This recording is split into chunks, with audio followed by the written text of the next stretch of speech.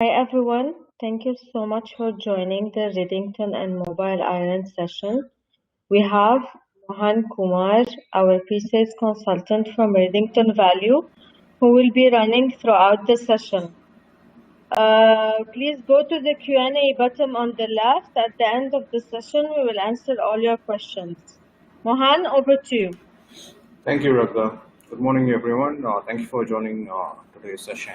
So today we're gonna see how to secure the end user devices like iOS and Android.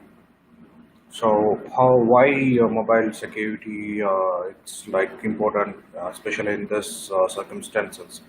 Let's have a look because 89% of the organization they rely on single security, meaning they are like once they have a passcode or a face ID on their mobile, they are assuming it is protected, and 51% they are using public Wi-Fi, and they don't even have a security policy whether this Wi-Fi is genuine or it's SSID from a hacker. So there is no way to check that.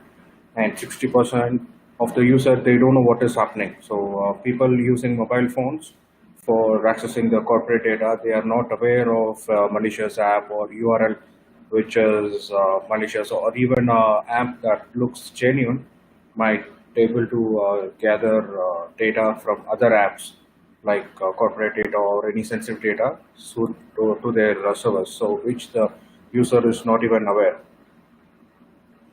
So with MobileIron, we have two main things. One is the UEM, which manages the end user's device and give secure access to the corporate resources. And other is the MTD, which is Mobile Threat Defense, which will protect from various type of malicious thing that can happen to end user devices. So with a single UEM client, we'll get both protection. So first, let's have a look at the basic architecture of MobileIron. So let me put up my pointers here. Okay. So we have this two servers sitting in the DMZ, UEM console and Sentry. UEM console can be an on-prem server or can be a cloud, but the features remains the same. So UEM console is used only for managing the devices, policies, configurations, apps, and compliance policies. And Sentry, it's just a gateway. Upon authorization with the UEM consoles, it will give secure access to the backend resources. If you notice, access is something like access control to the cloud resources. And we also have something called Bridge. Bridge is just a platform to manage Windows 10 laptops. So Bridge helps to push group policies or PowerShell scripts or any executables to be installed on the Windows 10 machines.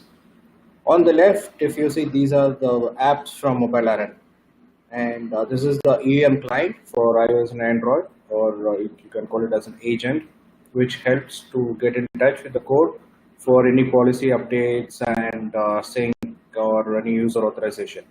And the same client will be used for mobile threat defense. So today in this session, we're going to see much more detail about mobile threat defense. And this is the enterprise app store. So apart from Google Play Store and Apple App Store, organization can have their own app store so that they can publish their in-house apps, as well as they can also pull application from publicly available stores like Google Play and App Store and put it in the enterprise app store. So this will be additional app store in BIOD device, the user-owned device. But if the device owned by the company, they can totally block Google Play Store and make only enterprise app store available. Or there is an option with Android. There are a couple of ways of deployment, and the customer chooses what deployment suits their requirement. Based on that, we can have either this enterprise app store, or they can still make use of the Google Play Store. And when they have device owner mode, the Google Play Store will only list app published by the MobileIron admin. Okay, and other is the email plus. This is the secure email app from MobileIron for both iOS and Android. And other is the Docs at Work. Docs at Work serves two purposes. For iOS, iOS has a capability of opening any attachment natively, whether it is a PDF, Word, or PPT. But Android's not the case. So you need to have a document viewer. So this docs at work will serve one purpose to open attachment, and other purpose is to connect to their backend resources like a simple file share server or even a SharePoint, or even if it is a cloud 365 or OneDrive, Google Drive, Docs@Works can able to connect any type of repositories. So the user can connect to Docs@Work to fetch their files in the cloud or on-prem. Web@Work, it's again a secure browser. It looks like Chrome or Safari, but will all these application provided MobileIron or App Connect enabled. So when I say App Connect enabled, you have the DLP features. So you cannot copy any content within the App Connect apps and move it outside the App Connect apps. If you notice in the mobile, there is a orange box. So this is a logical container when a device is registered with MobileIron. So anything happens inside the container stays inside the container. And any malicious thing happening outside the container cannot penetrate into the container. Meaning, if any malicious app installed by the user for a PIOD devices, and this app trying to gather some sensitive information from the data within the container, it does not possible because each container has encrypted. So even if the app tries, it cannot get any data out of the container.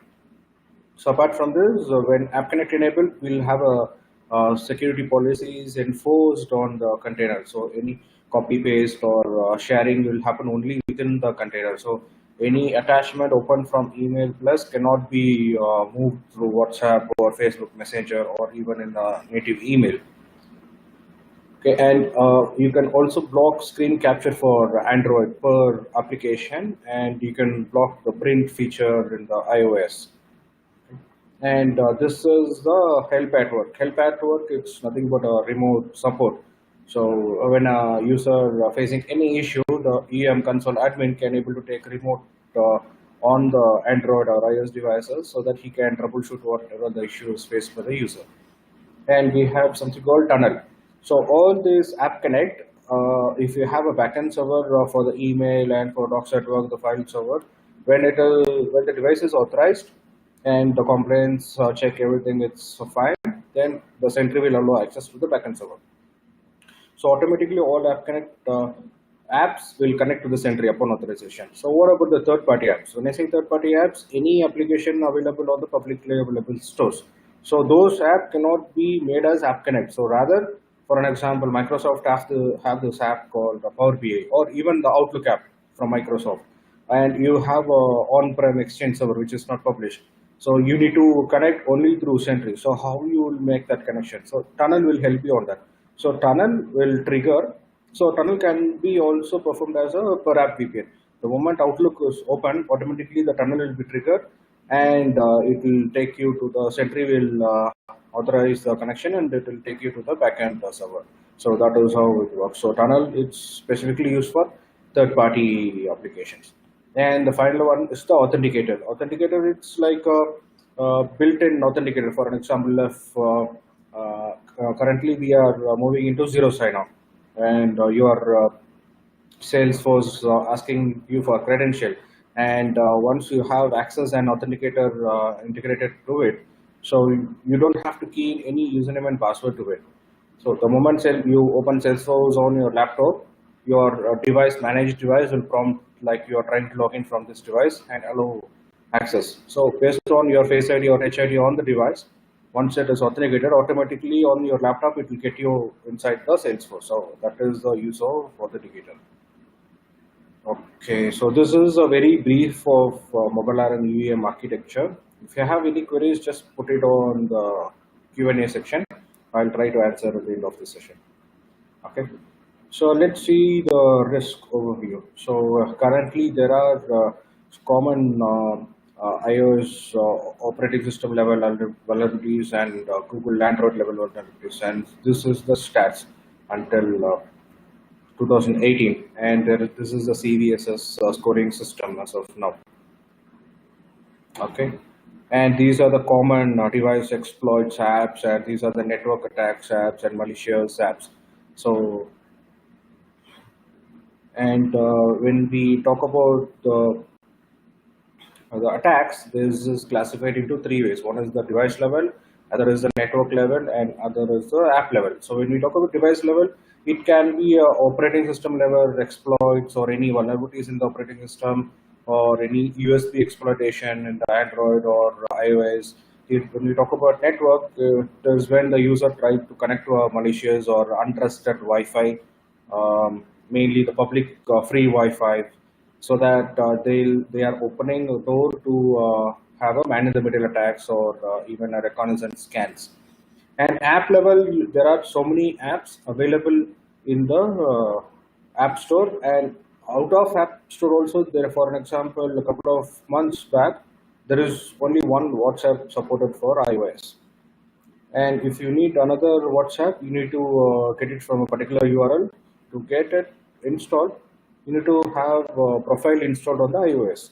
So we won't know whether this profile it's genuine or it's malicious, or it might be capable of sending the data from your device to their own servers. So those we are not even aware. Even the phone, when you install profile, it will allow the app to be installed, any untrusted app which is not available in the app store.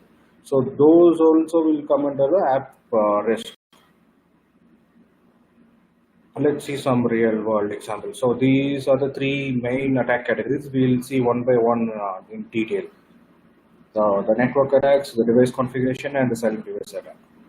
Device configuration changes. It's like when a user connects to a Wi-Fi, and the it is on the restriction side. So for an example, if you have trying to browse anything on the internet and the particular Wi-Fi doesn't allow you to reach it, so the user always go for a VPN or anonymizer. So when you install anonymizer or VPN, it will ask you to install a particular VPN profile, so that you will bypass the restriction and you will reach the targeted server.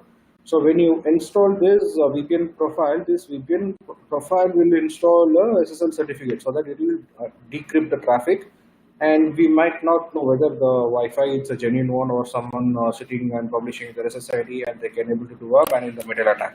So what happens if you connect to this? So whatever transaction you're doing on the mobile, it will be visible to the hacker in a clear text.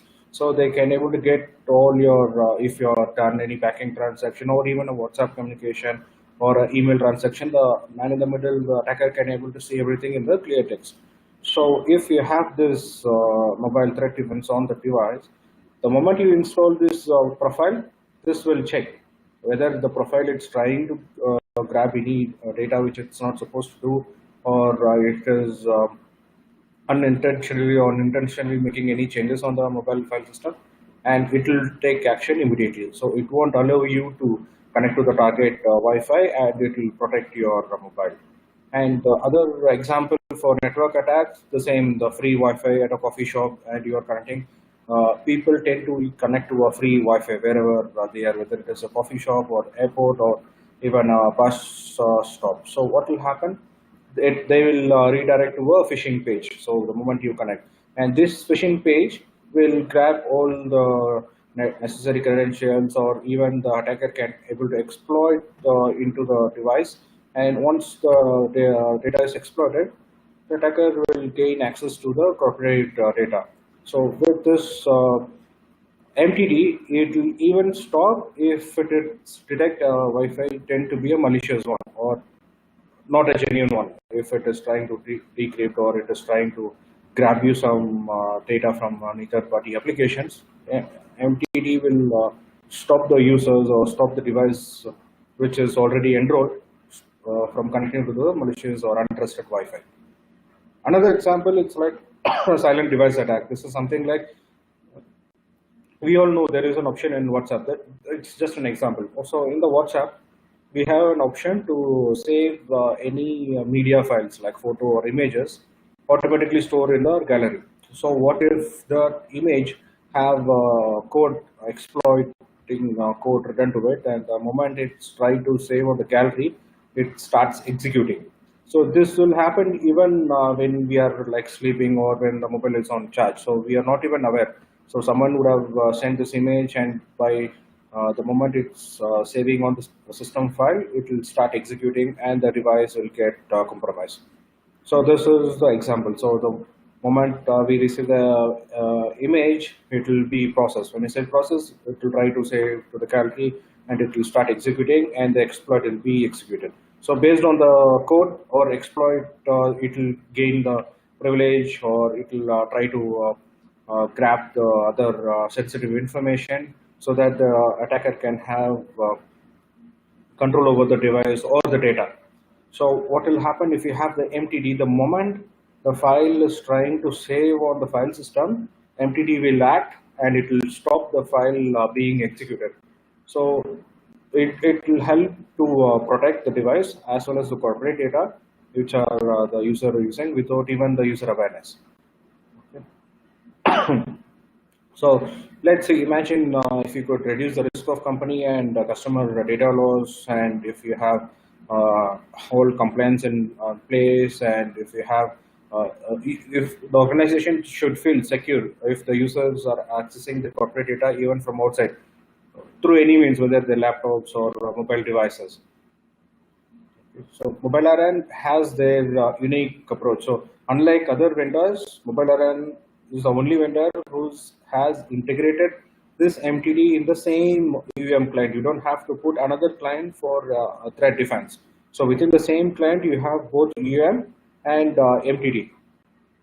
And you have a single management console, whether it is a core or cloud, you have a single management console for the MTD and you have a single app.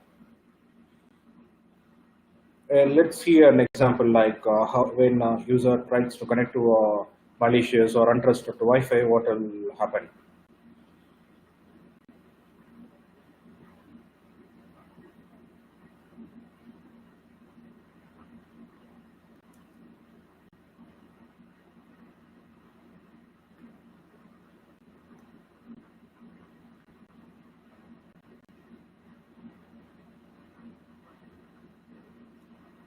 See, when the user is trying to connect to a Wi-Fi, which is a malicious one or untrusted, unsecured Wi-Fi.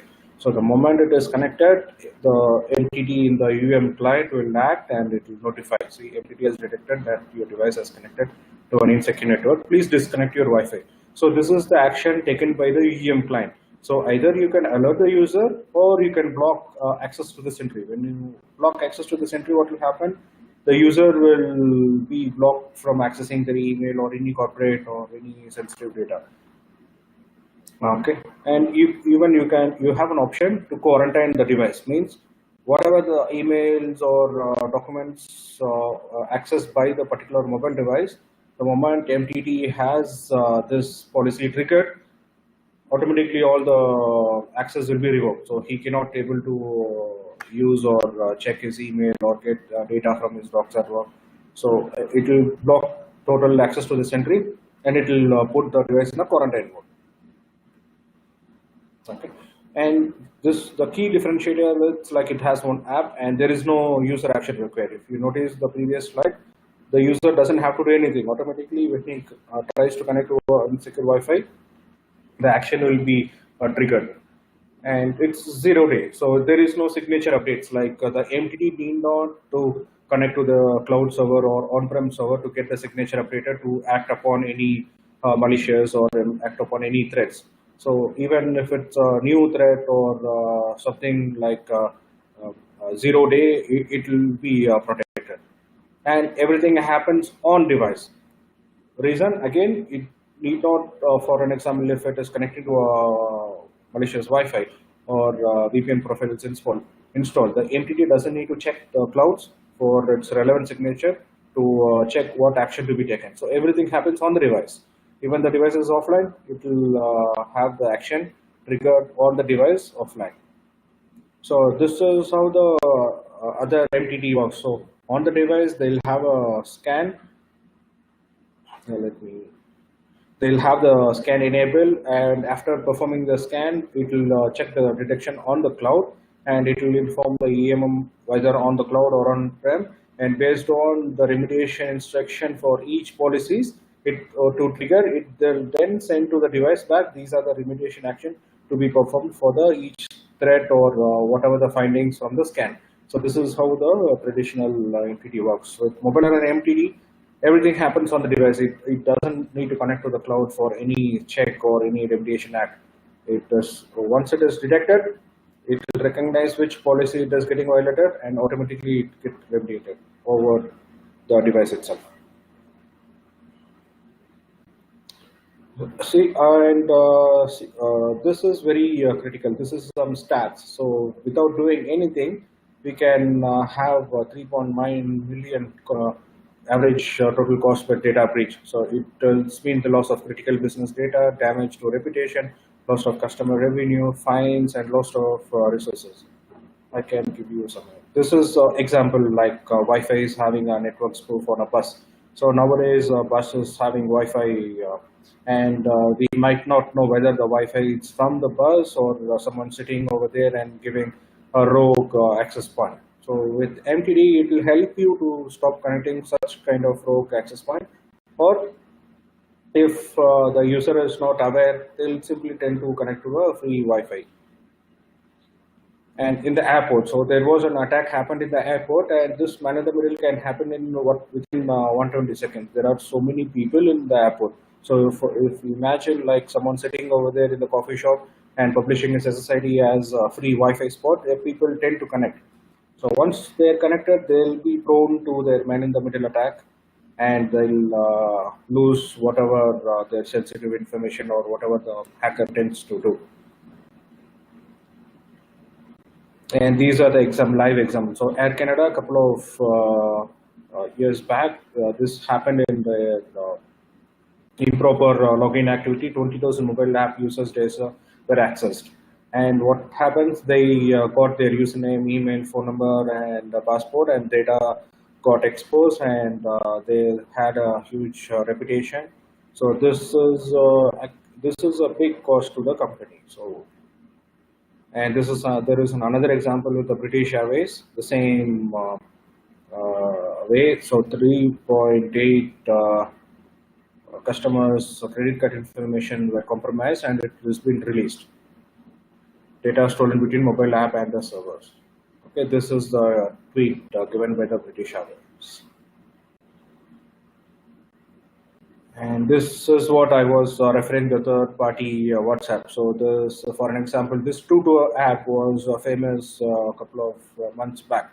So people want, if this Tutu app, it's not available in the iOS App Store. So people who want to install this app, they need to install a profile. So this profile can be a malicious one. So it can be like getting other personal sensitive data or even the corporate data, and it can send to their own servers, which the user is not even aware. And this is another example of an abusive app. And this app, when it is installed, it is trying to make a connection in the China, and there are more than millions contacts and document files were leaked on the databases. Okay. So these are the example of threats to their professional service property, global semiconductor manufacturer, healthcare, trade organizations. And with MTD, you have these things to be benefited. It's easy to deploy, one app, no user action required, and it is immediate, and you have a risky app analysis. By default, you have app scoring system. So based on the scoring system, you can whether make it as a blacklist or you can also make it as a whitelist. And it's a 0-day detection system, and you have local action, notification, and remediation happening on the device, even if it is offline. Okay. So these are the availability. It is available for both core and cloud, iOS and Android. And these are the, like I mentioned, these three vectors: device level attack, network level, and app level threats being protected by the MobileIron Threat Defense. So this is it from me. If you have any questions, you can post it on the Q&A. I'll try to get it answered. Let me check on the Q&A. So thank you, Mohan.